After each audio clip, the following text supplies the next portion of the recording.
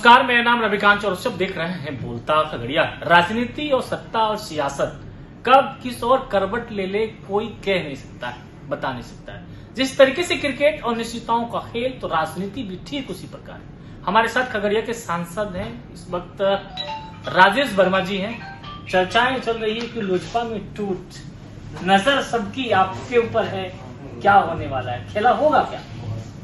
नहीं, मुझे नज़र सबकी है तो मुझे लगता है कि नज़र बनी भी रहनी चाहिए, और इसीलिए बनी रहनी चाहिए कि मेरे लिए राजनीतिक से ज़्यादा महत्वपूर्ण किसी के भी प्रति विश्वास को बनाना और जमाना है। और मेरे नेता ने मुझ पर एक बड़ा विश्वास किया। उन्होंने अपने गृह जिला से, खगड़िया से, मुझे लोकसभा का चुनाव लड़ाया। मुझे पता नहीं कि ये अफवाहें कहाँ से चल रही है कि सांसद टूट रहे हैं। मैं अपना व्यक्तिगत बताता हूँ कि मैं राजनीति छोड़ना मेरे लिए ज़्यादा आसान निर्णय होगा, बशर्ते इस तरह की दगाबाजी करना। तो जीवन में राजनीति छोड़, अगर कभी ऐसा लगेगा कि ये दगाबाजी करने की नौबत आ रही है किसी भी दबाव में, तो मैं राजनीति छोड़ना पसंद करूँगा, बट कभी भी अपने नेता के प्रति या नेता के साथ दगाबाजी नहीं कर सकता। क्या कहीं से दबाव पड़ रहा है क्या? ऐसा क्या? कोई दबाव नहीं है, कोई किसी प्रकार का कोई चर्चा भी नहीं है। कहाँ से ये अफवाहें उड़ी समझ ही नहीं आता है। और हम लोग सबके सब सांसद पूरी तरीके से इंटैक्ट है, लगातार बैठकों में जा रहे हैं, नेता से मुलाकात कर रहे हैं। आज भी मैं दिल्ली से पटना आया और अपने क्षेत्र की तरफ हूँ, तो मेरे नेता के साथ लगातार मेरी बातचीत हो रही है। आने वाले झारखंड चुनावों पर चर्चाएं हो रही है, सभी सांसदों के साथ चर्चा हो रही है। आज हमारे नेता ने मुझे झारखंड का सह प्रभारी बनाया है, हमारे जमुई के सांसद अरुण भारती जी को प्रभारी बनाया है।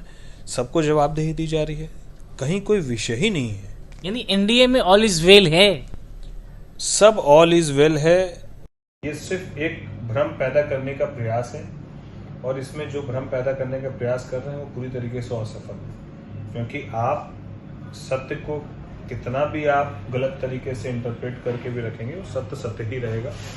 और सत्य को ना छुपाने की जरूरत है और ना बहुत बताने की जरूरत है, वो एक समय के बाद खुद ब खुद सामने। लोकसभा चुनाव परिस्थितियां थी, 25 के बिहार विधानसभा चुनाव में ये तस्वीरें क्या साझा होगी? नजर मजबूती से इंटैक्ट होकर एनडीए 2025 में चुनाव लड़ेगा, और आप देखिएगा कि 2025 का एनडीए के साथ इंटैक्ट होकर लड़ने के बाद चुनाव का जो परिणाम होगा वो पूरी तरीके से एनडीए के पक्ष में होगा।